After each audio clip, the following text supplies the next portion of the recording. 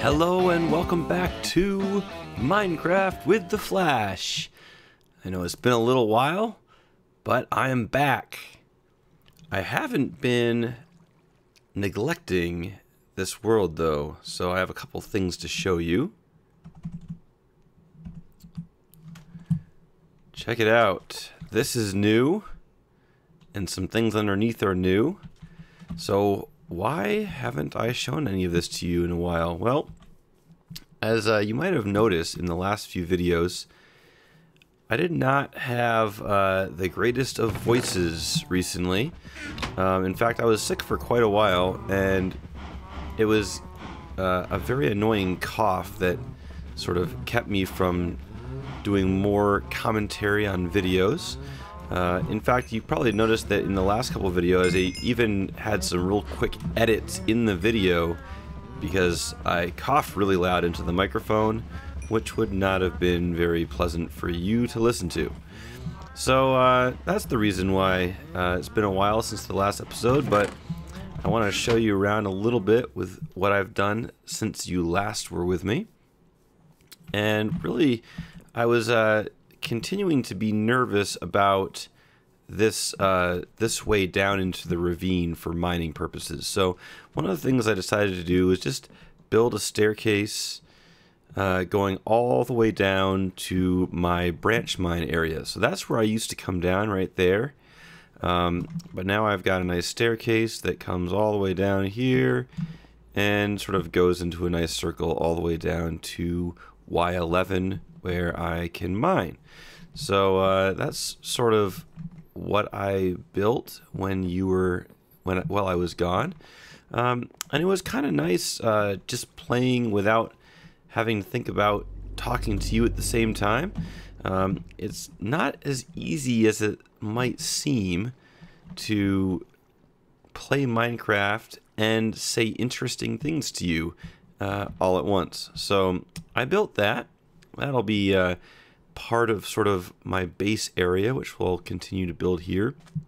I changed a little bit the shape and size of our to-do list to make it sort of line up with the enchantment table.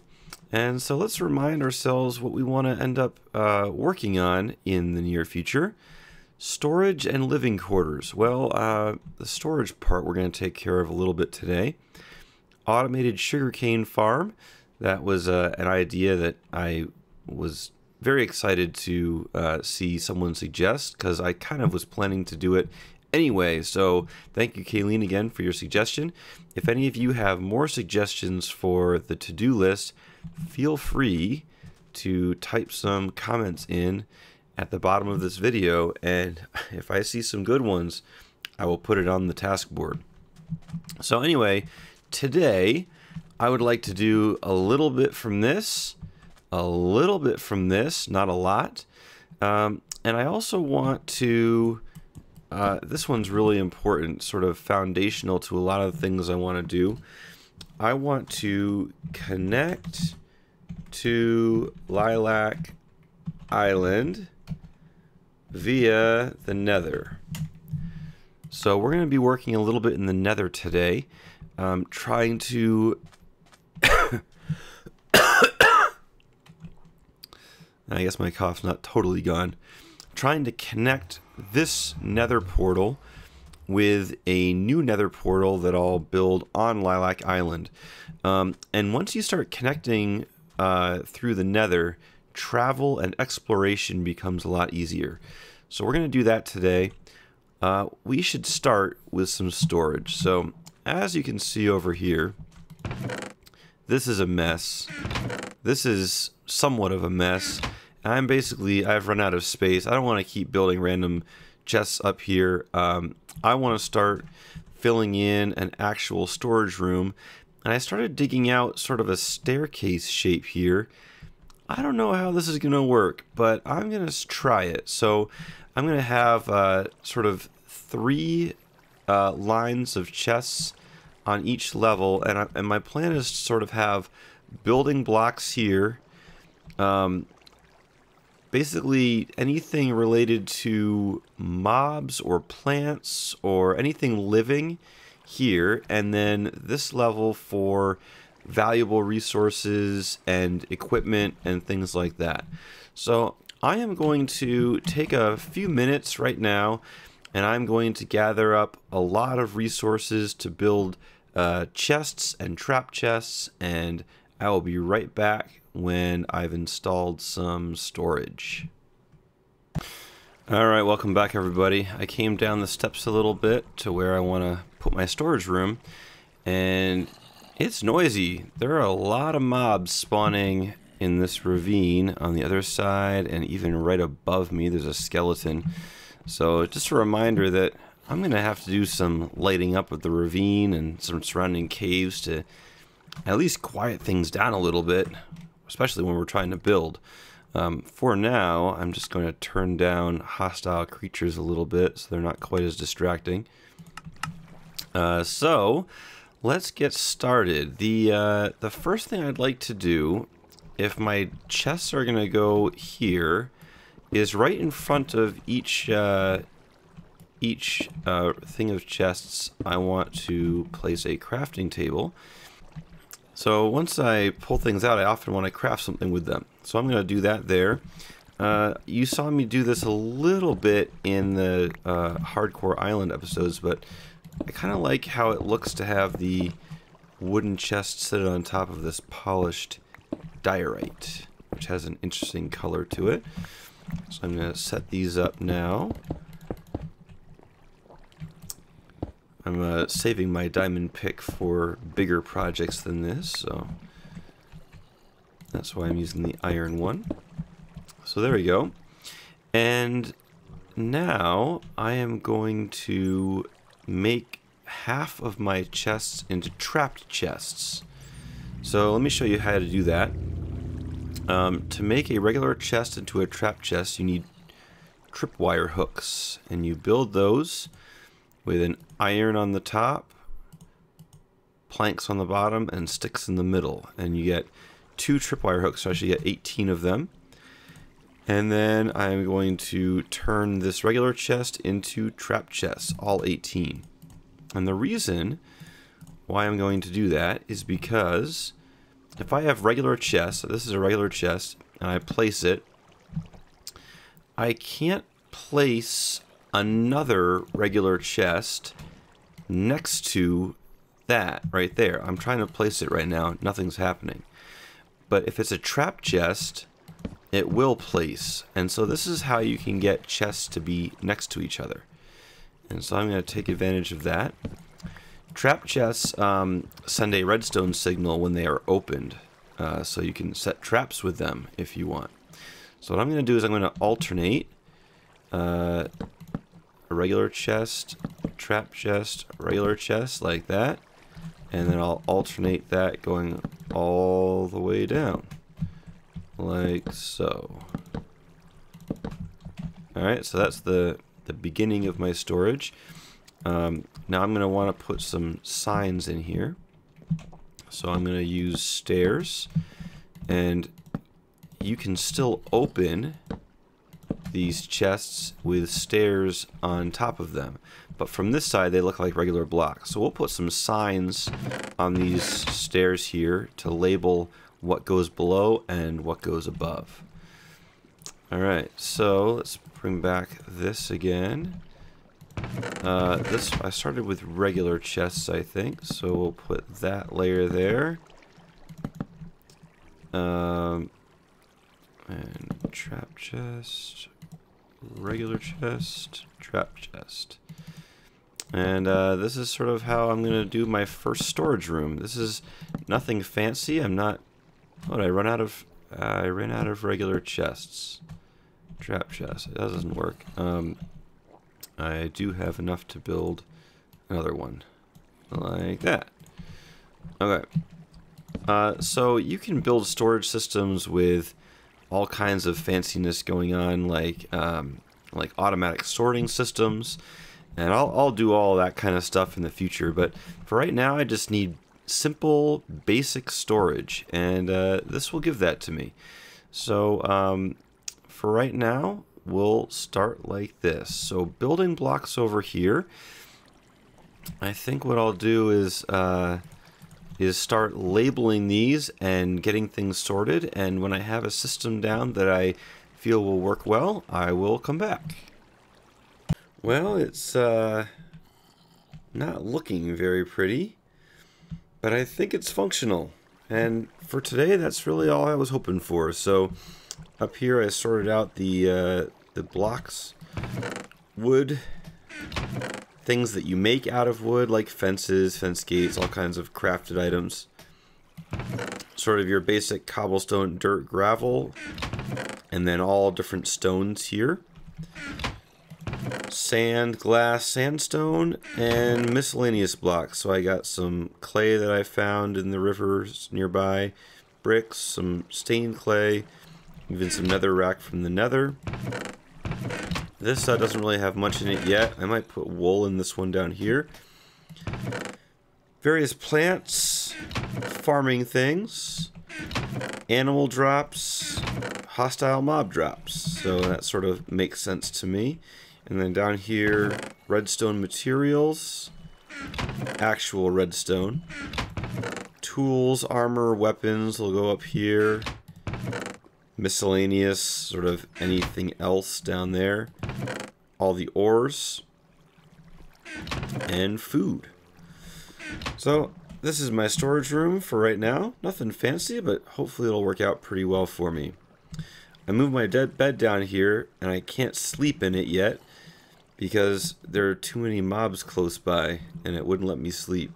So I think that lighting up this part of the ravine is definitely in order soon for me. But I'd like to go up and show you just the very beginnings of something I'm thinking about for the automatic sugarcane farm that I've been talking a little bit about. So I'm going to grab some redstone materials and just a couple of blocks. What kind of blocks do I want to use up here? I'll just go with cobblestone for right now, I guess. And I want to show you a pretty cool redstone invention.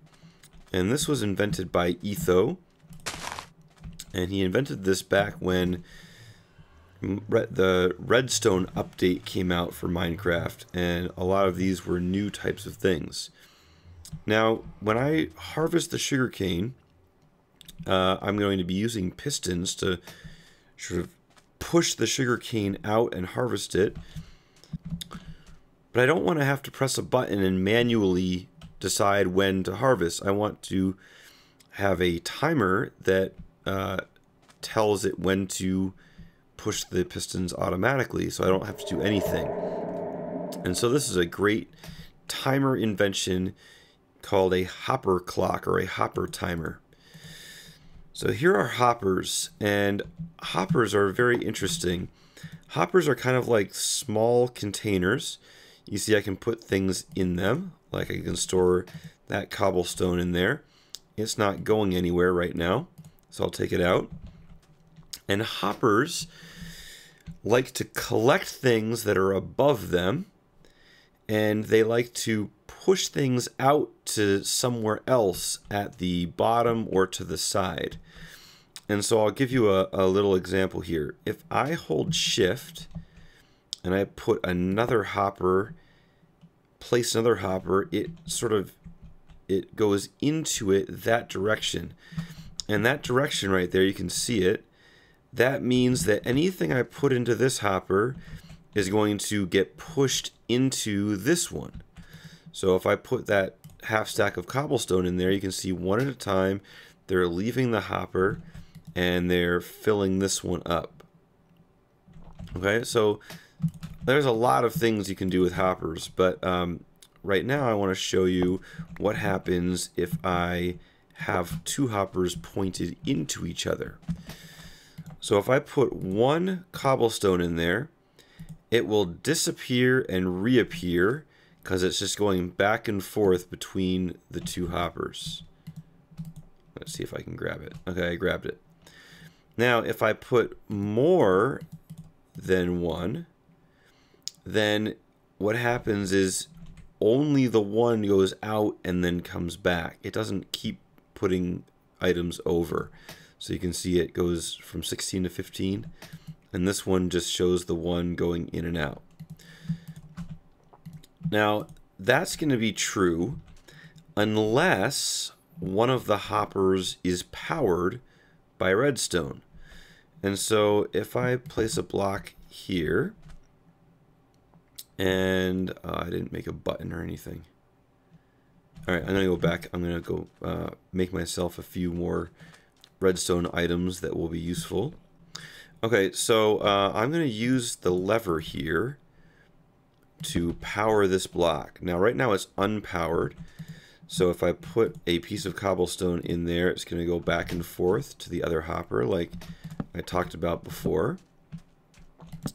But as soon as I power this block will then power this hopper, and the cobblestone piece stays there.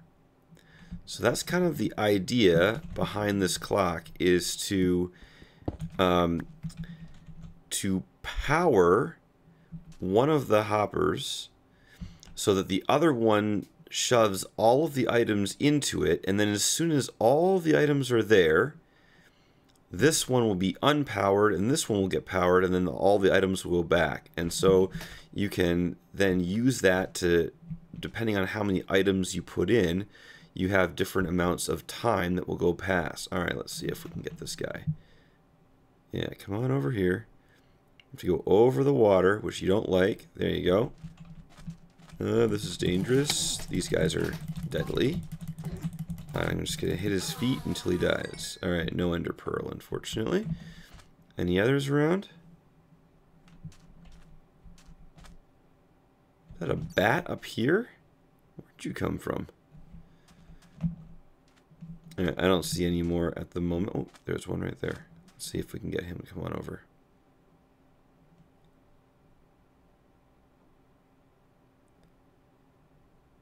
I should have a ceiling above me so that this will be safer. I find that when you hit their feet, they don't teleport as much. So I have, I should really eat something. He's getting close. Ooh, I better do this. Ah! Stay alive, stay alive, stay alive. I have already died once. Those of you who are observant noticed that my levels went down. I don't even remember how it happened at the moment, but yeah, somehow I died. So, one death so far. See, this is why I haven't lit everything up, because I kind of want to do some Enderman hunting and get these Ender Pearls, and eventually we will find the stronghold and build our big main base there, and go to the end and fight the dragon and all kinds of fun stuff. So anyway, I will come back when it's daytime, and I will build a little hopper clock. Again, this is not my design; it's a design by Etho, and I will be back when it's light.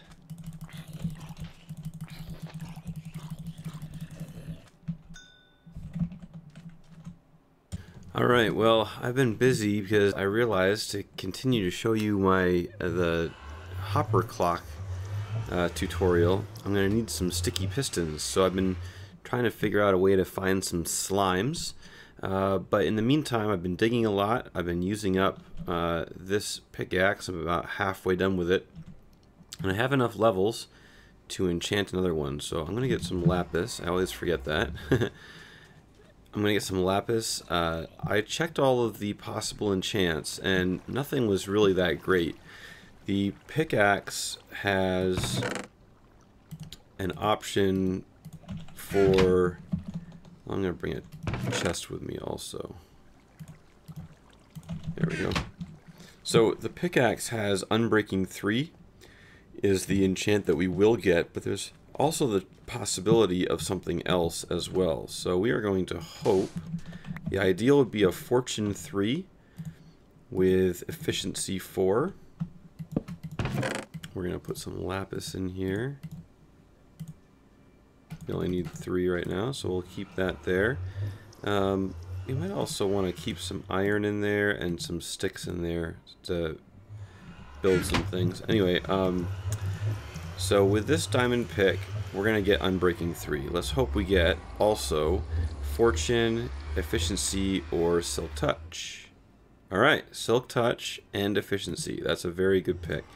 And with that, I am going to go mine a couple of diamonds that I did not mine, hoping I would get Fortune or Silk Touch.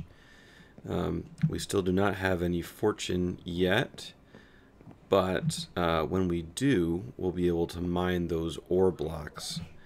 And, oh, wrong one. We'll be able to mine the ore blocks and get more diamonds than what there is. So anyway, this is a cave system that I found while branch mining, and I've been lighting a bunch of it up. There's some darkness up there and back there still. But somewhere around here I did see a slime, and I don't know which chunk it's spawning in. So I'm digging out the different chunk areas, and hopefully once we light some of it up again, or light some of the rest of the cave systems up, we'll be able to find which chunk the slimes are spawning in. And who knows, maybe I'll do a big slime farm. Alright, let's see here. I need to go this way, I think. I marked it with these dirt blocks. Which way was it? It was the waterfall. I have to go down the waterfall. And there we go. Okay. Silk Touch. 1, 2, 3, 4. Alright, we'll save those for later. So now with Silk Touch, anytime we see redstone or lapis or coal, we'll dig with the Silk Touch pickaxe. Oh, wrong one. Like this. We'll keep the ore blocks, and when we have fortune later on, we'll get a lot more bang for our buck. So that is our hope. Now, how to get out of here? Let's see if this is the right way. Yeah, this is the right way here. So anyway, I'm gonna keep digging and looking for slimes. When I find some slimes, I can then make sticky pistons, and we'll continue our project. So I'll see you in a bit. I hear them. I just lit up a ton of caves, and I'm kind of back where I started. And I think maybe I saw one in the box. Yes, so I was correct. The slime chunk is right here.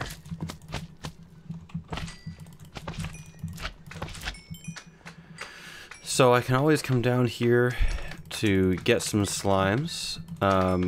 They'll spawn down here a little bit better than they were before. But now the question is, should I do something bigger? Should a slime farm go on the task board? I'm thinking yes. It's a pretty fun project. It takes a lot of digging, but it looks really cool once it's done. So I successfully got the slimes that I need to make a couple of sticky pistons. I got enough levels for another enchant. I'll probably need to repair this pickaxe as well with any extra levels I have after that. So we're going to go up to the task board here, and we'll take a look at how we're doing.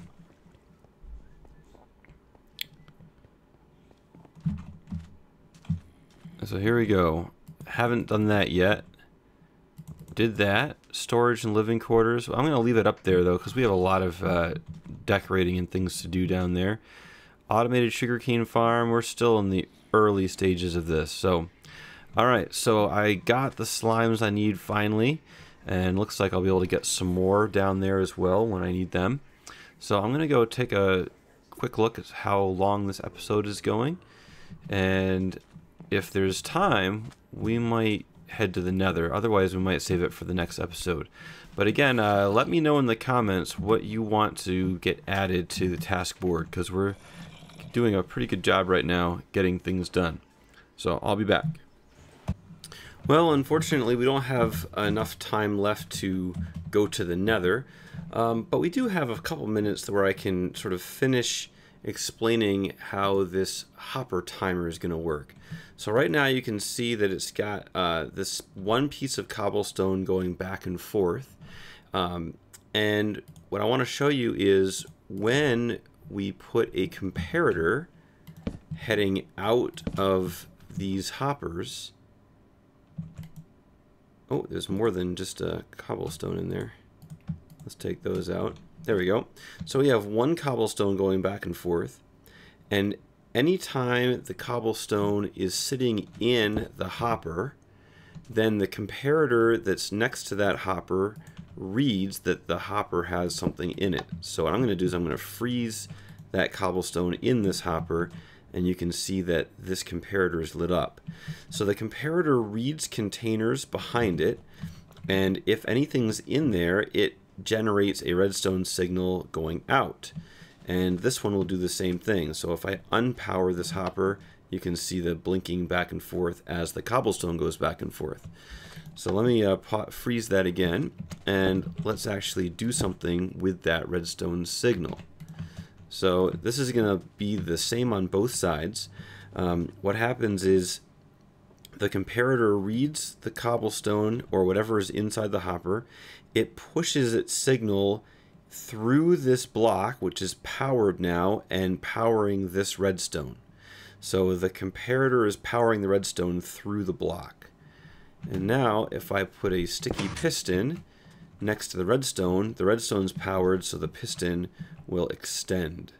I'm going to put a redstone block right there, and right now both of these hoppers are powered. This one's powered by the switch, this one's powered by the redstone block, which generates power. And we're going to do another sticky piston like that. So what's going to happen is I'm going to put some more cobblestone in here. So there's 30 cobblestone blocks. Right now they're frozen here because of this switch right here, this lever powering it. When I unpower this hopper, it's going to start dumping all of the contents into this hopper, and when it completes, when it completes, this comparator will turn off, allowing that piston to fire the redstone back over. So here we go. We got 30 cobblestone in there. I'm going to unpower. It's starting to fill up this one over here on the left. This one gets to 30. Then this will go off, and it will allow it to switch. Okay, so now this is starting to fill up because the cobblestone is going back in this direction. And so depending on how many items you put in, the redstone block goes back and forth at a different rate. And so I can do something like this, and when the redstone block comes over, it will then generate a signal. So I can take a signal out of this hopper timer at an interval of my choosing, depending on how many items I put in here. So anyway, I hope that's a useful tutorial for you. This is an invention that's useful in a lot of different areas, and I'm going to use this to power my automatic sugarcane farm, which I'll probably build right over there on that peninsula, and I will probably build it with Michael, who is very interested in learning more about redstone and how to make automatic farms. So with that, I will say so long for this episode. It's been a lot of fun. I'm sorry it took so long to put out, but luckily my voice is back. I'm not coughing as much anymore. And so hopefully the next episode will be out soon, and we'll head to the Nether and connect Lilac Island. So have a good one. I'll see you later.